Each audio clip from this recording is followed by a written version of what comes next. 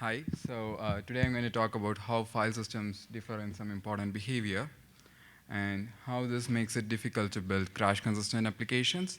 This is a joint work done with Vijay, Chidambaram, Ramnatthan, Alagappan, Al-Kiswany, and Professors Remzi and Andrea, Arpaci-Dusseau. So what is crash consistency? Crash consistency deals with what if a system crash happens when you're trying to modify some data. In this case, we must make sure that the data is retrieved back to a consistent state. For example, if you take a database, if you're going to do a large transaction on the database and a power loss happens in between, we still want the effects of the transaction to be atomic. That is, after rebooting the machine and restarting the database, we want the database to be either in its old state or to have all the effects of the transaction applied. Crash consistency is an important problem in computer systems. It is a part of file systems, it is a part of database systems, and so on. Crash consistency is also really difficult to get right.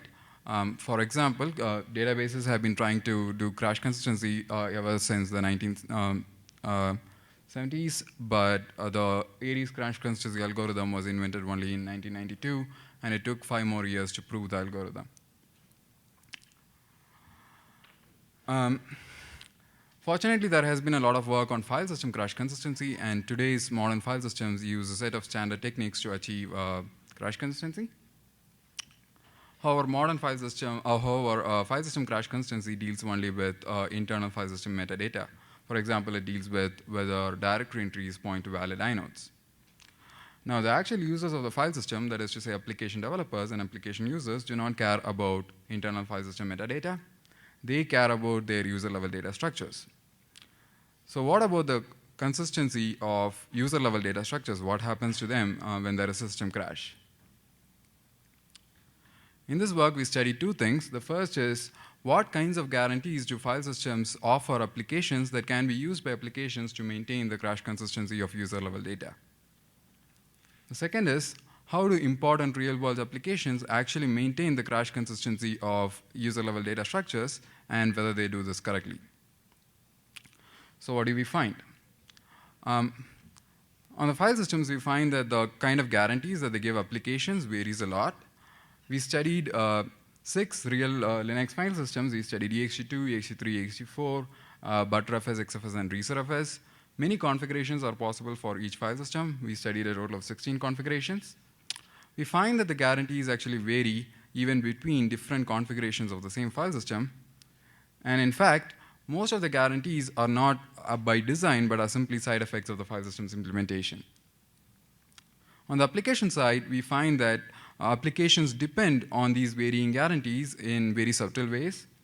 We studied 11 real-world applications, including databases, distributed systems, virtualization software, key value stores, and version control systems. We found that we found 60 vulnerabilities that affect crash consistency in these applications if you assume a weak file system model that provides very few guarantees to the application. If you're going to imagine either Btrfs, ext3, or ext4, about half of these vulnerabilities will be exposed on top of those real file systems. So that was my introduction. This is going to be the outline of the rest of my talk. I'll first start with an example that talks about how an application can maintain crash consistency. This example is about a file that contains a string, a foo. Now, for simplicity, I'm going to show you a string with 5 characters, but I want you to imagine that each of those characters represents a full block of data. Now, in this example, we are going to change the word foo into the word bar, but we want the change to be atomic with respect to a system crash. One way to change the word foo into the word bar is to simply issue a pwrite system call. I've shown here the initial state of the file containing the word foo, the actual pwrite system call, and the final state of the file containing the word bar. Of course, the pwrite system call is not atomic with respect to a system crash, so a variety of intermediate states are possible if a system crash happens. I've shown 2 intermediate states here. In the first intermediate state, only the first character of the word has been overwritten, and in the second intermediate state, only the last 2 characters have been overwritten. Now, what do we do if we want to achieve atomicity? One way to achieve atomicity would be to use application-level logging. That is, we can make a backup of the data that we are about to change, we make this backup and store it in a log file. Then we do the actual modification, and then we delete the log file. This way, if a crash happens at any point in between, we can always restore the old version of the data back from the log file. I'm showing here the same steps converted into a sequence of system calls. I'm first creating a log file, then writing the old data to the log file, overwriting the actual data, and finally unlinking the log file. Now, this exact sequence of system calls works on top of one particular mode of one particular configuration of the ext3 file system. I've shown a few intermediate states that might happen in this configuration of ext3. In the first two intermediate states, the log file has not yet been completely written. In this case, we can simply discard the log file. In the last intermediate state, the log file has been completely written, and a part of the modification of the actual overwrite has been performed. In this case, we can restore the old version of the data from the log file. Now, the same sequence of system calls, this update protocol, does not work on top of another configuration of ext3. The reason that it does not work is because in this particular configuration of ext3, the file system might reorder the write to the log file and the overwrite of the actual data. So this might lead to an intermediate state like this, where the log file has not been written to, but the overwrite of the actual data has started. Right? So to make sure that the file system does not reorder these two writes, we need to add a few fsync calls. And with the fsync calls, the protocol works on top of this configuration of ext3. The protocol still does not work on top of yet another configuration of ext3, and the reason for that is because in this configuration, we might actually end up in an intermediate state where the log file is filled with garbage if we are going to use this sequence of system calls. If the log file ends up with garbage, during recovery, we will not be able to determine whether the log file contains actual data or whether it contains garbage, and so we might actually end up retrieving garbage from the log file. To make the protocol work on top of this configuration of ext3, we should add a checksum when we are making a backup of the data to the log file. Now, even with the checksum, this protocol is not sufficient to correctly work on top of all file systems according to the Linux man pages. This is because, according to the Linux man pages, this protocol might actually lead to an intermediate state where the log file is never even created. To make sure that the protocol works on all file systems, according to the Linux man pages, we need to add yet another fsync to the parent directory of the log file. Now, this protocol works on top of all file systems that we know of, but again, this protocol implements only only atomicity. If you also want durability, if you want the file to for sure contain the word bar by the time the protocol ends, you need to add another fsync to the protocol. So to summarize the example, file systems differ in their crash-related behavior that affects application-level crash consistency. For example, the ext3, one configuration of ext3, the ordered mode of ext3, reorders a few system calls, some kinds of system calls, while the journaled mode of ext3 does not. Applications usually depend on some of these behaviors of the underlying file system. For example, a developer who assumes ordered system calls might omit a few fsync calls that might otherwise be required. So how do we reason about these file system behaviors that affect application-level crash consistency? We reason about them by using what we call persistence properties. Persistence properties are of two classes, atomicity and ordering. Atomicity properties are properties such as whether the effects of the write call are atomic in the given file system. And ordering properties are properties such as when there are two write calls, are they sent to the disk in the issued order in the given file system. We studied 6 Linux file systems. We studied the persistence properties of 6 Linux file systems. We studied a total of 16 configurations of these 6 file systems. And the methodology for our study was a tool called the block order breaker, or the Bob. What we do is we first run a workload that exercises the particular persistence property being tested. For example, if we want to test whether write calls are atomic, the workload can be the write of 8 kilobytes or write of 8 kilobytes. As we run the workload, we record a block level trace of the workload. From the block level trace, we are able to reconstruct various disk states that might have happened if there was a power loss when running the workload. So what all disk states do we reconstruct? Disks have caches within them that might sometimes reorder blocks, reorder incoming blocks. We reconstruct all the disk states that are possible if the blocks are not reordered. And we reconstruct a few disk states that are possible if the cache is reordering blocks. After reconstructing these disk states, we allow the file system to recover from each of these states, and then we verify the persistence property tested in each of these states. These are our results. Each row shows different file systems and their configurations.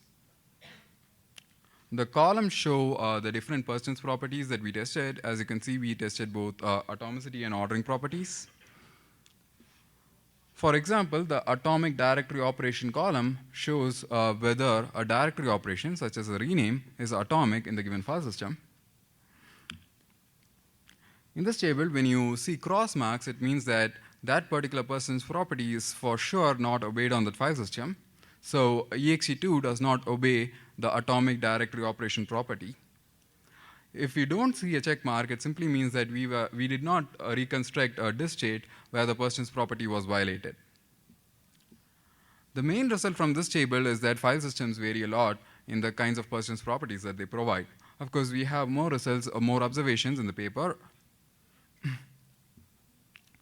And the conclusion is that applications should be really careful on the kinds of persistence properties that they rely on.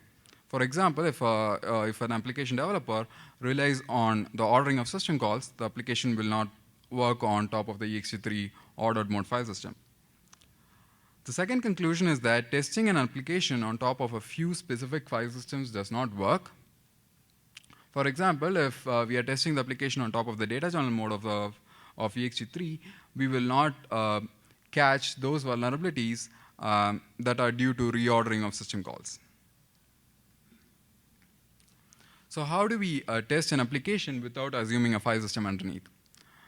We have a tool for that. It's called ALICE, the Application Level Intelligent Crash Explorer.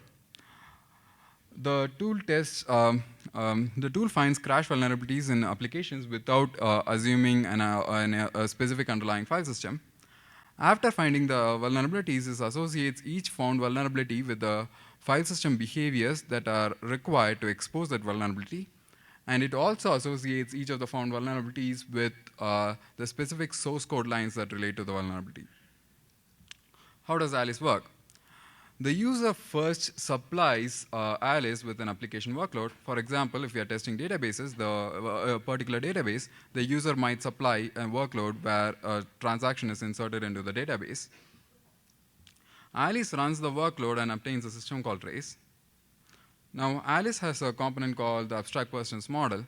The abstract persistence model is a model of the file system, of a particular file system, that tells you all the intermediate states that are possible on that particular file system. By default, ALICE uses a weak abstract persistence model that allows many possible intermediate states. The weak abstract persistence model represents a weak file system that provides very few guarantees to the user. But if the user wants, to the application, sorry, if the user wants, he or she can also configure ALICE with the abstract persistence model of a particular file system. For example, the user can configure ALICE with the abstract persistence model of the data journal mode of ext3, which will allow only those crash states that are possible if system calls are sent to disk in order. ALICE has another component called the Explorer. The Explorer takes the system call trace and uses the abstract persistence model to reconstruct various intermediate states that are possible when if a system crash happens while running the application workload. The explorer specifically targets those states that are related to the atomicity and the reordering of each individual system call in the system call trace. Now, we run the application again on top of each of those reconstructed intermediate states. We do this by asking the user for an application checker. The application checker can, for example, open the database again and verify whether the transaction that was executed during the workload was atomic. The checker can tell us which all intermediate states the application can correctly recover from and which all intermediate states it could not correctly recover from. And from this information, Alice can tell you what kinds of ordering and atomicity does the application need and which system calls relate to the different vulnerabilities. We used Alice to study a total of 11 different applications. We studied 2 distributed systems, 1 virtualization software, 3 key value stores, 3 databases, and 2 version control systems. I'm going to first show you an example of the kind of output that Alice produces. Alice first shows you the sequence of relevant system calls that were issued during the application workload. It shows you which all of those system calls need to be atomic for the application to work correctly. For example, in this sequence, for this application, the rename has to be atomic for it to work correctly. It shows you which all system calls should not be reordered for the application to work correctly. So each of those arrows shows a pair of system calls that have to be sent to the disk in order. These are the results that we obtained from Alice when we were using the weak abstract persistence model. There were a total of 60 vulnerabilities across the 11 examined applications, and many of these vulnerabilities result in silent data losses or inaccessible applications. Of course, that was for the weak abstract persistence model, so what happens in a real file system? To find this, we configured Alice with the abstract persistence model of Btrfs. And these are our results. So in Btrfs, 31 out of the 60 vulnerabilities are actually exposed. So 31, yep. So a few examples of the kind of file system behaviors that seem to affect applications most. If garbage is produced as an intermediate state during file appends, that affects 3 applications. File systems, modern file systems provide some explicit guarantees that they believe many applications require to maintain user-level crash consistency. For the class of applications that we examined, we found only 2 vulnerabilities which are helped by these explicitly provided guarantees. Asynchronous directory operations cause many applications to lose durability.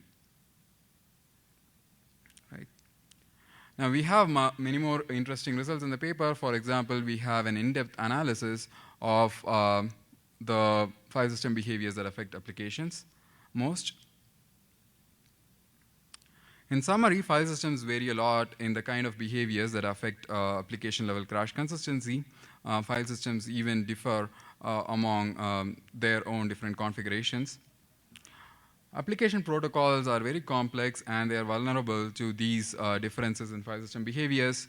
We found a total of 60 vulnerabilities if you're assuming a weak file system underneath, and more than half of these 60 vulnerabilities are exposed if you are assuming a real-world commonly used file system. So I'm going to finish this talk with a parting note. So in the slide, I've shown the kind of interactions that we have with developers when we report a vulnerability that we have found in their application, and also report the file system behaviors that would expose the vulnerability. The developers usually say that the file system behaviors are not allowed according to some standards documentation, but when we ask them to point out the specific documentation, they are usually not able to do that. And this is the kind of interactions we have with academics when we discuss this problem. Apparently, some file system developers should be flunking computer science classes. So the fact is, we have been writing applications for a long time, and we have been writing file systems for a long time, but we are still not sure about the crash consistency interface between file systems and applications. So our tool is available for download, and we encourage you to download it and run it on top of your favorite application. Thank you for listening to the talk. Questions?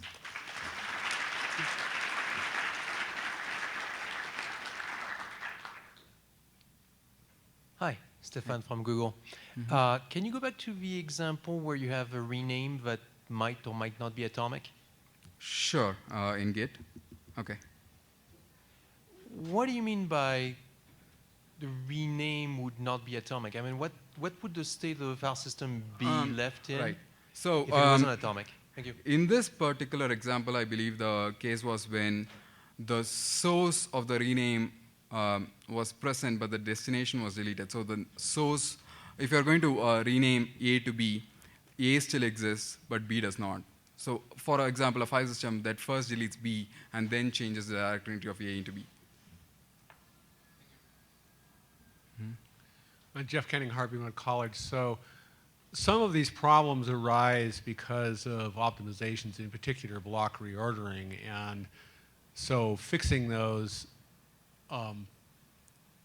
you had to run the ext file systems, for instance, in data journaling mode, which is very expensive. Have you thought about API changes that might be able to be made so that an application can request no reordering just for that application without going to the expense of things like fsync and all of this extra overhead? Yeah, these. So we have been thinking about an API in our group. So that's that apart. There have been interfaces proposed beforehand. The Feather-Stitch paper, which I think came out in 2006, 2005, had a very good interface.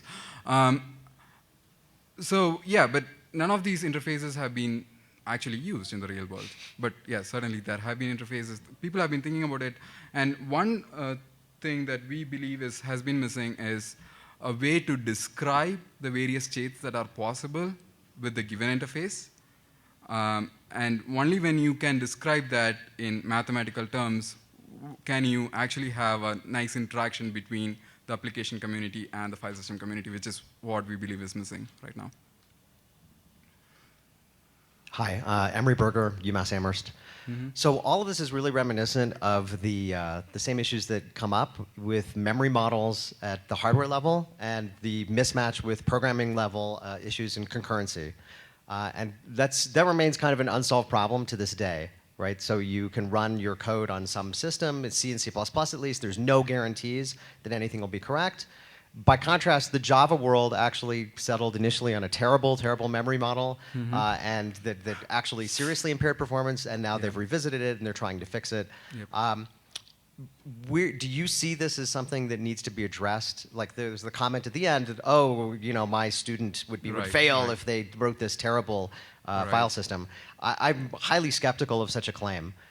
Do you think that the issue really is an API issue, a file system issue, or a combination of the both? I believe it is a combination of both. Yeah. That's essentially it. Yep. Short and sweet. Great. Thanks. So I believe that the current interface is more like a assembly language that, and not a very good assembly language at that. It's not even Java or C. And yeah, we have to move towards another interface, is my belief. Yep. Dave Holland from Harvard. First, I'd like to say that yes, many real file systems would fail if submitted as assignments in typical file system assignment in OS class. Many of them are really bad. And this is because they're written in the 80s. But anyway, my actual question is, you tested a whole bunch of applications, and some of them are databases, and some of them are not. And databases tend to do their own journaling and have recovery phases and so forth. Have you seen any substantive difference? Can you characterize the difference in the robustness of things that are like databases that do recovery and things that don't? Have you seen any patterns? Yes, of course. So there is certainly a large amount of difference in robustness. For example, the version control systems are certainly not as robust as some of the databases. Saying that both databases, all the applications that we examine, or most of the applications that we examine, do try to achieve crash consistency. So they have some mechanisms in place which does try to achieve consistency even in the face of a system crash. Right, but some are much more sophisticated than others, I guess. Yes, some are much more robust, and databases are usually more robust. They are more well-tested. Because the graph you showed had a bunch of databases, and they looked similar, but Yeah, yeah. To perform that level of comparison, we should probably take this offline and Okay, sure. read the paper. Yeah.